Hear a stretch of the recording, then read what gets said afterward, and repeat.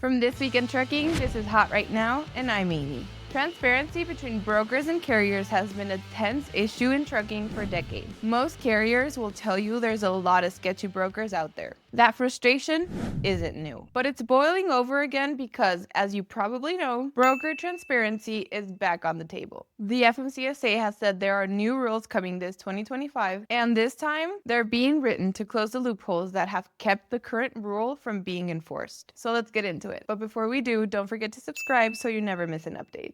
Here's a core issue. On paper, brokers are legally required to share what they're paid by the shipper. But how many times has a broker shared that information with you? The problem is brokers are only required to share that information after delivery, and only if a carrier requests it in writing. And on top of that, the broker-carrier agreements include a waiver, meaning that the carrier signs away their right to that information. And when carriers try to push back, they risk losing out on the loads that they need to keep their business running. The sentiment of small fleets and owner-operators is clear. If they're the ones hauling the freight, they should have the right to know how much the load paid. But brokers, and especially the associations that represent them like the TIA, argue that forcing this transparency could backfire on the very people asking for it.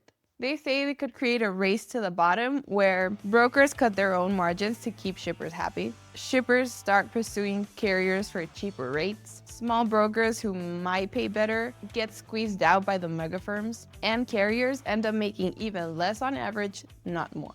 It also could be that brokers make the bulk of their profit on a few choice loads and are actually breaking even or even losing money on other freight. If they lose their carriers on those high margin loads, they also may stop providing an important source of loads for those carriers. So what's changing? The FMCSA has provided new rules to strengthen enforcement of the broker transparency. While the final language hasn't dropped yet, here's what's likely. Carriers will get guaranteed access to transaction info after delivery without having to go through complex written requests. Brokers will be required to retain and provide documentation about the rates paid by shippers and to carriers. And violations may carry actual consequences instead of just being ignored. The big question is, will this actually help carriers? Some say yes because it'll give you market intelligence. If you know which brokers consistently take higher margins, you can negotiate smarter or walk away. If you want more leverage in the future, this could be a critical tool, though we still don't know if it will go into effect late 2025 or early 2026. For now, it's up to each carrier to find their own information, whether it's using rate data to negotiate better or using it to avoid brokers that are trouble.